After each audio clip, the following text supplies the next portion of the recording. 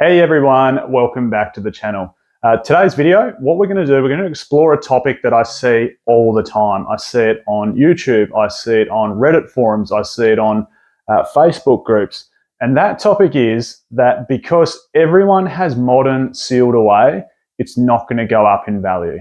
And I suppose particularly what we're going to focus on today is sword and shield era, because a lot of people have collections sitting away that probably resemble somewhat like mine. And I'm going to roll a few more up on the screen here so you can have a look. And we've all seen them. In fact, probably plenty of people that are watching have very similar collections, whether it's a bunch of sword and shield ETBs. They might collect one from each set and a booster box from each set and then have them stored away as a collection or a sealed product. And I guess the argument that I see all the time is sword and shield won't go up because of that. Everyone has them sealed away, and I guess it's overprinted. Now, I don't dispute, we're going to explore the topic in a bit more depth today. I don't dispute a couple of parts of it. Like the argument that more people than ever have sealed products stored away is true. Back in the day, even during XY era, or back during the EX era, people didn't store it away much. Like it wasn't this whole sealed collection, or maybe we didn't know. Maybe they did and we didn't know, There wasn't probably the platforms for people to show it off like there is these days in terms of Reddit groups and Facebook groups and YouTube channels. So, but anyway, I don't dispute that point, that maybe more sealed product than ever is getting stored away. And the second one, that it's printed into oblivion, I also don't argue that point. Like, we know the sword and shield block is the most printed block in Pokemon history. Now, I have a bit of a counter argument to that. So I sort of agree with the point that there's heaps of sealed products stored away, but I disagree with the fact, and this is what we're going to go in depth in today, and I've got a couple of arguments, I guess, to present. I disagree with the fact that it won't go up. I wouldn't personally invest, for someone that's been in the hobby since its inception, essentially, with a couple of lament years here and there, I wouldn't have invested so heavily into sword and shield if I didn't see it moving upwards. So that's really what we're going to have a look at today. Now, my first argument with this is this. So argument number one is a lot of these people coming back into the hobby and maybe buying into it as an investment or just collecting sealed product and storing it away. The average person that's got back into the Pokemon TCG hobby since COVID, so since 2020, which was essentially the start of the sword and shield block, has an average time in the hobby of around 9 months. Now, and I can see this with a lot of my mates, so I sort of jumped on board and started investing quite heavily into sword and shield era. And of course, at the pub over some conversations with your mates or whatever it might be, over a barbecue, you sort of, talk about it a little bit. And a few of them jumped into it. But you know what? After 6 to 9 months, they've jumped back out of it. They've sold off their boxes, or they've even offered it to me. Like I had a friend, I said, mate, I think, and I might have got this one wrong a little bit for him. But I said, mate, Hidden Fates, it's sort of at the end of its print run. It's had 2 massive print waves. I think it's about to take off. It was at 210 Australian a box for Hidden Fates ETB. And I said, which is about what's that work out to be? 125 probably US. And I said, mate, it's about to take off. Like, jump on board. And all of a sudden, he bought 4 ETBs. And next thing you know, he got another massive wave of printing during the sword and shield block. Who would have thought? I certainly didn't see it coming, but it just goes to show that things can get reprinted even when they're, a fair bit older. So anyway, Hidden Fates has been very dormant for the last probably 2.5, 3 years because of that. But it's starting to tick back up now. The singles prices are ticking back up and the sealed product's ticking back up. But anyway, my point is, after about 9 months of that product sitting dormant, he said, do you want to buy them off me? I've got 4. I'll even sell them to you, under what I paid for them.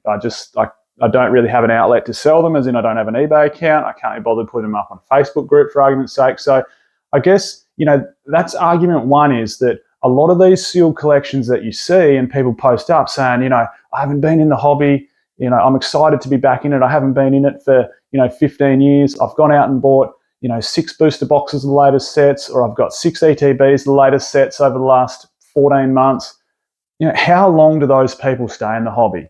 How quickly does something in life just all of a sudden pop up and they go, okay, eBay, let's have a look. Okay, I can sell my Chilling Reign booster box for 250 Australian, I reckon. I can sell my Evolving Skies for 600 Australian pretty quickly. Yeah. Others. Okay, let's quickly cash in $2,000 because, you know, I've got something else that's popped up in life that I really need to put that money towards. Like, that happens. It does happen.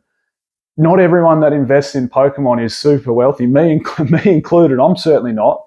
You know, these big YouTubers that we see buying just not even cases, but crates full of cases. Like, that's not the norm. Most people might get a booster box at an ETB of maybe 5 or 6 sets while they've stayed in the hobby. Then all of a sudden, you know what? Time runs out. They don't keep it anymore and they sell it. So my point is, point number one is the average time people stay in the hobby isn't as long as what you think. So they offload it.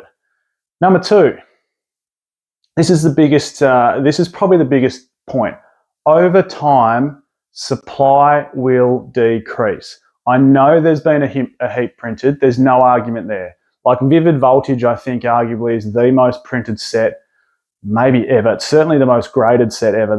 That set, other than maybe X-Y Evolutions or Hidden Fates, has been absolutely printed to oblivion. But you know what? Over time, supply will slowly decrease. And you know, I've seen it before. It does. And I just wanted to show you up on the screen here a couple of eBay examples, right? So here's Chilling Reign. Currently, if we go onto eBay Australia, and I've filtered it to Australia only, there's only currently 13 Chilling Reign booster boxes for sale in Australia. 13 on eBay. That's it.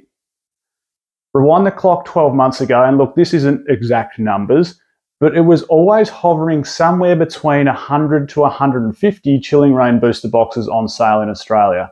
And a lot of them from stores that had multiple stock items. So you might click on it, 215 Australian a box with 18 available. Now, most of these 13 that are up on eBay are just single sales. They're not stores offloading 10 of them or 12 of them or 96 of them. So as you can see, over time, supply will decrease. Even Vivid Voltage, there's currently in Australia, and I've filtered this one, 48 Vivid Voltage booster boxes for sale in Australia.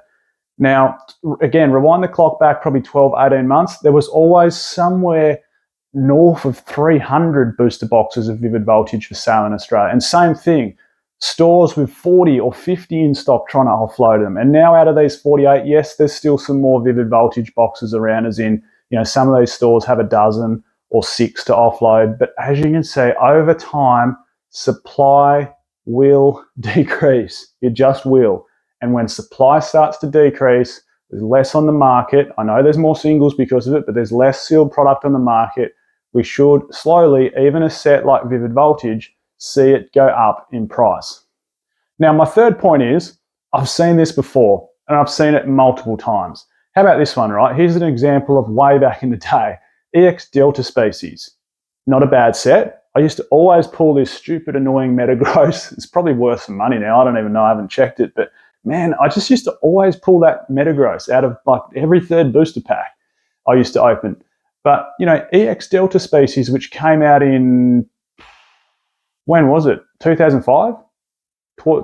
End 2005? Anyway, about 2005, Delta Species come out. I can tell you now, 3 years later, in 2008, this was still in stock on shelves on clearance, like $14.99. It hung around.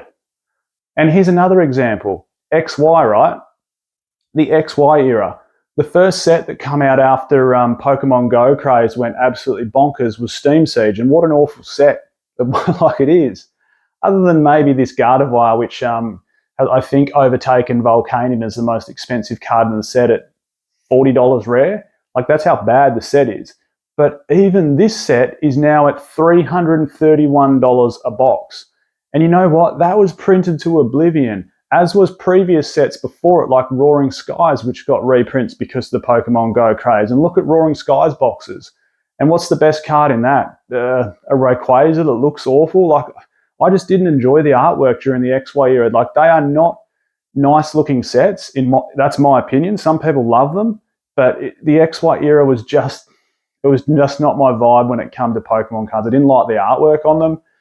People can certainly have different opinions. You're allowed to like the artwork on them, but that's my opinion. But even the XY era, which particularly the last half of it, which was printed to oblivion because of the Pokemon Go craze with average artworks, even those have gone up in value quite considerably. And I can tell you now that Sword and Shield era is so much better than the XY era. In fact, some people argue it is the best Pokemon era. I don't quite agree with that. I think it's a brilliant era, especially battle styles onwards with alternate arts and trainer galleries towards the end. I don't think it's the best, but I think it's brilliant. I think they did a fantastic job with it. It's certainly a better era than XY. So, hey, there's another argument to keep in the back of the mind. Now, the other one, the fourth argument I have is if you are a true collector or investor, or you've just sealed product away, you know what? It's so hard to keep it sealed, especially if you don't really have an outlet to sell it. Maybe, same thing, you're back in the hobby, or maybe you are a serious collector. If you're back in the hobby, for argument's sake, maybe you've got little ones and maybe they want to open them with you and you just think, oh, well, I bought it as an investment, but it'll be fun to open. So, some people do open them, and even collectors, it's so hard to keep things sealed because you know what? Every Evolving Skies box is going to have a Moonbryon inside it, isn't it? No, it doesn't. I found that out the hard way. But you get what I mean? It's just so hard to keep it sealed. And you know what? Another point, geez, what a point I'm up to now. I'm presenting a pretty strong argument here for Sword and Shield here, I think. Number 5 is, the real number probably isn't quite as high as what we really think. Me particularly, that hangs around YouTube channels and different Reddits to do with Pokemon investing or trading, we see it all the time. We see, at the end of the day, most people that open cards are still kids. Like, parents go to the stores and buy their kids heaps of cards. Just because we see it all the time doesn't mean it's maybe as common practice as what we think it is.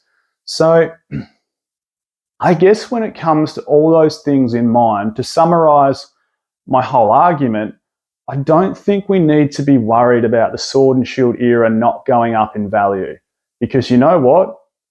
I think it will. I think it definitely will.